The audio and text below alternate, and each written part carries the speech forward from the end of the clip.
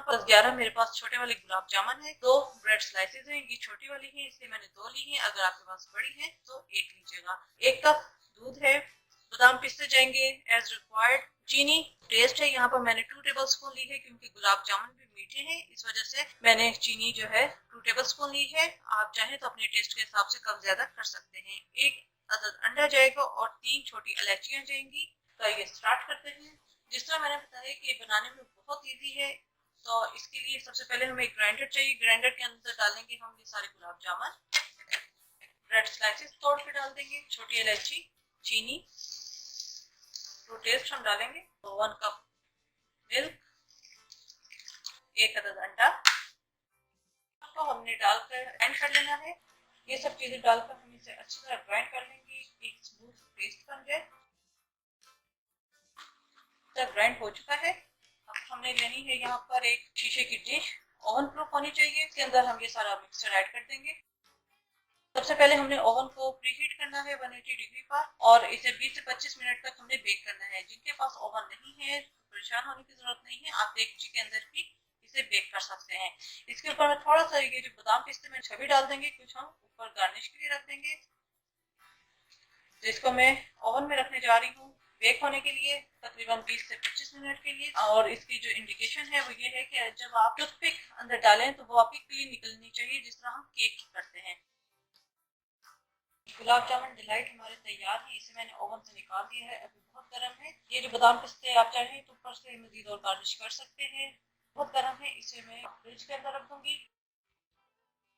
ये मुकम्मल तौर पर ठंडा हो चुका है। अब हम इसकी कटिंग करेंगे। निकालते वक्त एक पीस लाजमी आपका जो है वो थोड़ा सा डिस्टर्ब होगा, उसके बाद सारे पीसेस इजीली निकल आएंगे। तैयार है मजेदार गुलाब जामुन डिलाइट। शाही टुकड़ों के लिए मैंने यहाँ पर 2 स्लाइसेस लिए थे ब्रेड के, उसने मैंने सेंटर से काट लिया है और इनके जो साइड्स हैं वो भी मैंने उतार दी हैं। हाफ लीटर दूध है, 1 टेबल स्पून बादाम है, 1 टीस्पून पिस्ते हैं, 1 टेबल स्पून नारियल है, इसके अलावा जरदा रंग है एज रिक्वायर्ड, 2 टेबल स्पून चीनी है, 2 टेबल स्पून भर के कंडेंस मिल्क है। अगर आप कंडेंस मिल्क नहीं डालना चाहते तो आप क्वांटिटी चीनी की जो है वो ज्यादा कर सकते हैं। खोया इसके अंदर जाएगा 2 से 3 टेबल स्पून, 2-3 हरी इलायचियां हैं। तो आइए स्टार्ट करते हैं। जी यहाँ मैंने फ्राई पैन में तेल गर्म होने के लिए रख दिया है। दूसरे चूल्हे के ऊपर मैंने एक देगची रखी है, इसके अंदर मैं दूध डाल दूंगी और दूध को जो है मैं पकने के लिए रख दूंगी। यहाँ तेल गर्म हो चुका है। ब्रेड स्लाइसेस जो थे हमने इसे फ्राई करना है। इतना फ्राई करना है कि ये दोनों तरफ से गोल्डन कलर की भी हो जाए, क्रिस्पी हो जाए।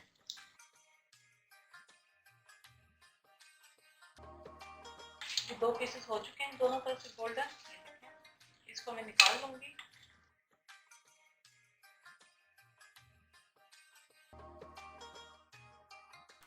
जी ये स्लाइसेस हमारे फ्राई हो चुके हैं, इन्हें मैंने अलग प्लेट में निकाल लिया है। दूध के अंदर हम डाल देंगे सब्ज़ इलायची तोड़ के, आप इसमें पाउडर भी डाल सकते हैं। साथ में इसके अंदर डाल दूंगी चीनी, कंडेंस मिल्क और इसे मैं हल्की आंच पे 10 मिनट के लिए पकने दूंगी ताकि दूध जो है वो हल्का सा थिकनेस पे आ जाए। इसके अंदर डाल देंगे येलो कलर। येलो कलर हम देख के डालेंगे, बहुत ज़्यादा हमें येलो कलर नहीं डालना।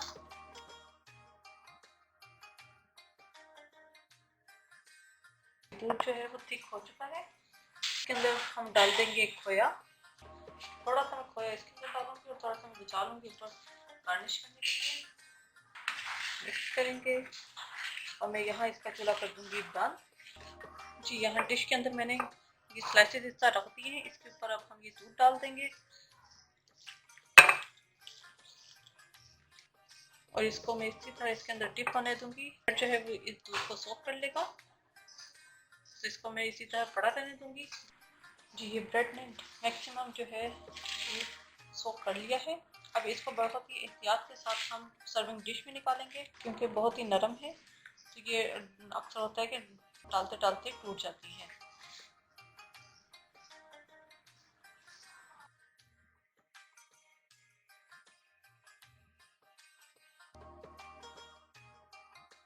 जी सर्विंग प्लेटों में मैंने निकाल दिया है। अब इसके ऊपर जो ऊपर गार्निश की चीज़ें हैं वो हम डाल देंगे। ये जो थोड़ा सा खोया मैंने बचाया था वो डाल देंगे, पिसा हुआ नारियल, बादाम और पिस्ते।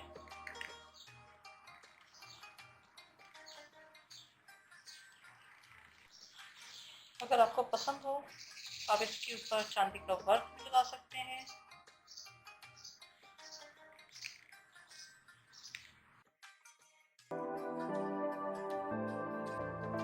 शाही टुकड़े हमारे तैयार हैं,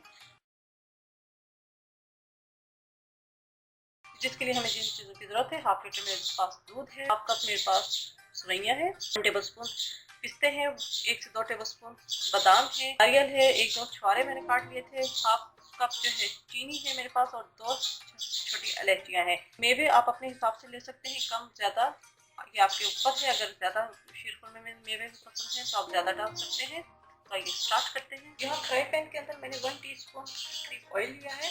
इसको हम गर्म कर लेंगे और तमाम मेवे जो है वो हम जो है इसके अंदर फ्राई कर लेंगे, क्योंकि जब तक मेवों को फ्राई ना करें उनकी अच्छी खुशबू नहीं आती। तेल गर्म हो चुका है, इसके अंदर मैं डाल दूंगी पिस्ते, छुहारे, बादाम, नारियल। सब चीज़ों को मैं अच्छी तरह फ्राई कर लूँगी। जलाना हमने नहीं है, बस हल्का सा फ्राई करना है।